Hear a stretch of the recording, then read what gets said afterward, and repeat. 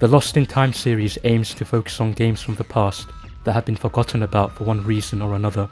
Perhaps they've been unfairly treated, perhaps they haven't. Maybe they deserved to be forgotten about. In this video, I will be focusing on Final Fight Streetwise, a game that was critically panned upon release, with a Metacritic score of 43. I'll be giving a rundown of the game and its mechanics to see for myself whether it deserves this rating, or whether it was unfairly treated. If learning about older and overlooked games is something that would interest you, feel free to like and subscribe for more. This is Final Fight Streetwise, Lost in Time.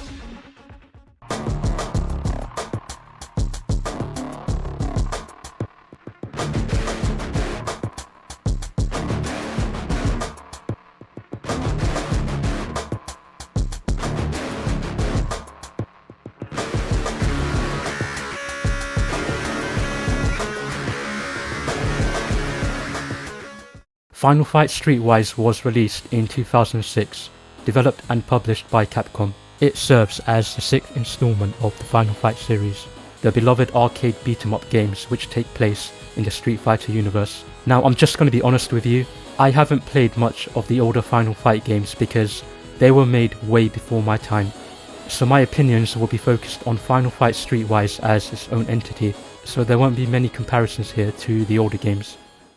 Final Fight Streetwise is also a beat-em-up, but to first go over the story and characters. You play as the protagonist Kyle Travers, the younger brother of Cody Travers, one of the playable characters in the original Final Fight. Kyle is an underground fighter being trained by Cody, who is unable to fight anymore due to developing arthritis in his knees. One day, Cody, who is frustrated at his current plight, disappears in search of a drug called Glow, which gives the user supernatural strength and abilities at a great cost.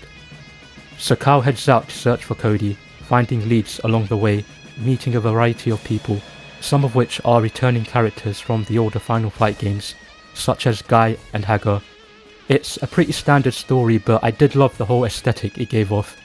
It felt like a gritty urban drama. You had characters talking to each other in bars, you had Kyle getting involved with the mafia, and finding clues which led to more discoveries. It does a good job, up until a certain point, which I'll get into later. But first, let's get into the combat. Final Fight Streetwise is a beat-em-up slash brawler, so it has the controls you would expect. You do strong attacks, light attacks, grabs, and dodges. It took me 4 hours of playing the game to realise it, but you also have a block button. But I'm somebody who prefers to dodge instead. You have combos which require you to press a combination of the attack buttons. For example, starting off with a light attack into a strong attack, and then finishing off with a light attack combo, or starting off with a strong attack and using a light attack finisher. Combos which start off with strong attacks are great for crowd control and give you a bit of space. You can also do combos into grabs. Beyond that, you can lock onto an enemy to center your movements around them for more precise attacks. You've also got counter attacks which require extremely strict timing. You have to be frame perfect, which makes it extremely risky, so only do it if you feel brave enough. You also have an instinct meter, which is the blue bar under your health that can be used to dish out more damage. Put all of these mechanics together and you have a combat system that's actually pretty fun. I quite enjoyed it. It's something you would expect in a brawler, but it's done quite well. The animations are nice, the attacks feel weighty, and the strong attacks have a nice crunch to them. And regarding the combos, it's not just a matter of pressing a combination of the buttons. Some of the combos require you to pause in between the attacks. Other combos require you to press the forward stick in combination with attacking. Learning these attacks and applying them to real-time combat feels quite satisfying. I personally think this combat system is way too good to be in a forgotten PlayStation 2 game. With more refinement and even more additional combos, this could have been an all-timer combat system. I look to a game like Sifu, which I loved.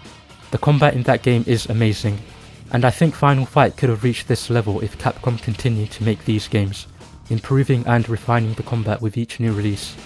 I'll talk about the combat some more later in the video, but for now I want to switch to the overall gameplay loop of Final Fight Streetwise. Final Fight Streetwise actually has an open world. You have a variety of districts you can explore, though it's not large by any means. It's nice to have a bit of downtime in between the main story missions and play at your own leisure. Again, I really love the whole urban, gritty and grungy aesthetic of the areas. They just had a rough look to them which reflects the tone of the game quite well. You have a journal which tracks your main story objectives and your side missions too.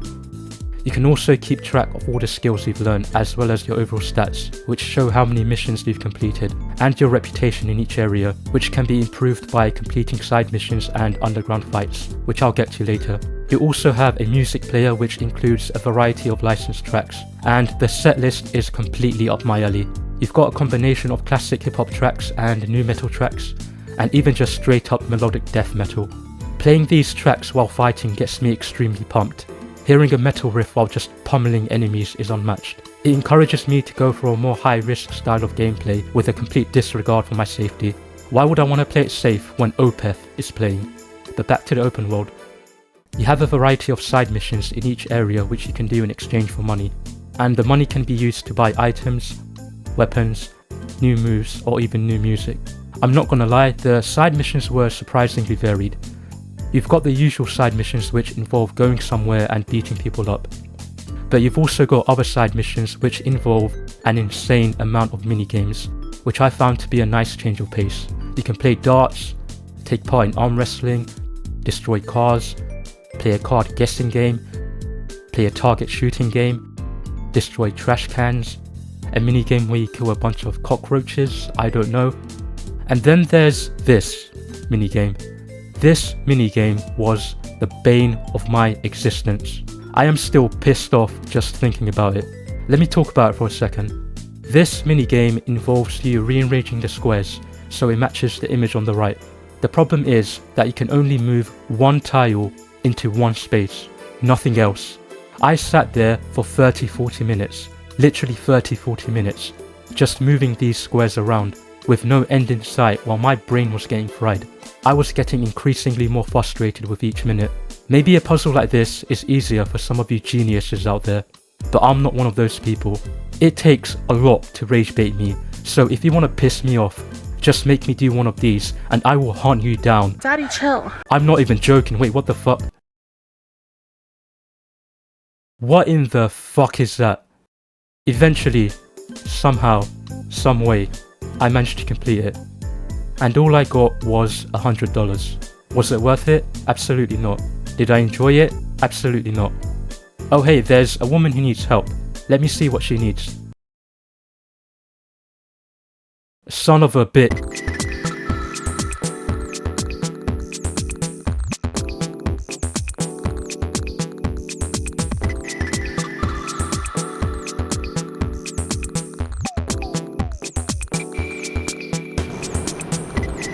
Fuck this, fuck you, I'm out of here. You can actually play the original final fight, which was pretty cool. I played it for a while, selecting Cody as my character, and I had some fun. You also have an arcade mode which mimics the classic beat 'em up style, and you can play as Kyle, Guy, Hagar and Cody. They all have their own movesets too, which was pretty nice to see. I had some fun with this too, but let's get back to the main game. You can also take part in underground fight clubs, which are available in a few areas. The fights are one-on-one and require a lot more skill than regular fights. The opponents hit harder and they have their own combos too. You can't button mash your way through the fights here because the opponent will punish you for it, so you have to learn their moveset and attack patterns to find an opening. I initially thought I was too under-leveled and under-equipped going into the fights, but by being patient and really understanding how they attack, I was able to turn the tide in my favour, which is an example of a good combat system, as it rewards skill-based gameplay. For example, I was struggling against the opponent here at first, but then I noticed that he had one move which put him in minus frames, and that move was the backflip kick. For non-fighting game players, an attack with minus frames basically means it takes a long time for them to recover and revert back to their original stance. I took advantage of the opponent's minus frames to get my combo in and dish out some damage, while also being aware that they had an attack while rising, so I dodged out of the way. You have another opponent here who doesn't have as many minus frames. I'm aware that attacking him from the front would put me in danger, so I tried to dodge behind him and attack from there. I was able to get my attacks in and dish out some damage. If you use the approach I just mentioned in literally any action game with melee combat, I guarantee you will have a much easier time. I later returned to the Fight Club after learning a few more combos and getting more used to the game, and the difference in my gameplay was night and day. I was switching up my combos, finishing with a heavy attack to stun my opponent. I was doing combos into grabs to extend my combo. I just felt more in my element. I said it already, but it's a nice combat system because I felt myself getting better the more time I put in to understand the mechanics. It does really feel rewarding. I guess my only critique is that the underground fights don't have much enemy variety. You pretty much fight the same set of opponents again and again. Fighting them the third or fourth time isn't as exciting, which is a bit of a shame because the combat system does warrant being able to fight multiple enemy types. The main story missions mainly involve you taking part in long battles, which has you running gauntlets by clearing out buildings full of enemies. The long battles were probably my favourite part of the game. They were really fun, they were really chaotic, and it just allowed me to really let loose and showcase everything I've learned. Doing combos on a larger group of enemies, attacking from a certain angle to ensure my attack catches more than one enemy, picking up weapons and whacking enemies, running away from dogs. Wait, that's not fun. You can also enter rooms to pick up health items or some money, maybe even catching an enemy off guard.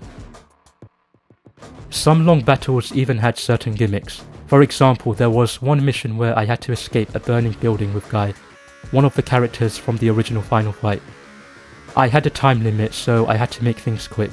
This wasn't the time to do fancy combos, so I cut that shit out. To progress the level, you have to find a way to get past the debris engulfed in flames, and you do so by using a fire extinguisher.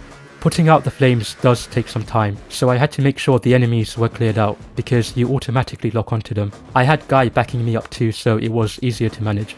I put out the flames and made my way through the level, facing progressively tougher enemies, all while being timed. Being the pro gamer that I am, I managed to complete the mission. It only took me failing a couple of times. But yeah, I did appreciate the main missions having some variety. I said it already, but the combat system is good enough to warrant you being able to take part in more fights. I just don't think there's enough of them. The main story is about 4 or 5 hours, and it takes about 10 hours if you want to complete the side missions and content. But let's get into the boss fights. Naturally, they are the hardest part of the game. They do more damage, they take less damage, and they have some super armor, so you have to be a bit more careful with your combos. I enjoyed the boss fights as they required a greater level of focus. I had to make sure every attack counted, otherwise I would be punished for it. The mechanics are similar to the underground fights I mentioned earlier, but on a much more difficult scale. The boss fights did have some variety, with one focusing on long range attacks, so you had to find a way to close down space without getting hit, while others were more focused on close range combat. I wish there were more bosses because I did enjoy them, well at least the fights in the first 2/3 of the game. Which brings me to my next point. Final Fight Streetwise unfortunately takes a nosedive in quality during the final third of the game. The game goes from a gritty urban drama to a supernatural horror. The game has a complete tone shift and it's not the good kind. To explain why, you have this priest who is trying to bring about the apocalypse, and he does so by drugging people with glow, turning them into zombies pretty much. A zombie invasion then breaks out and you have to stop it. I just didn't like what the game was going for at this point. You go from fighting regular enemies to zombies, and a lot of the zombies have hyper armor, so your melee attacks won't stagger them anymore. You're forced to use a gun all the time now, which just isn't fun.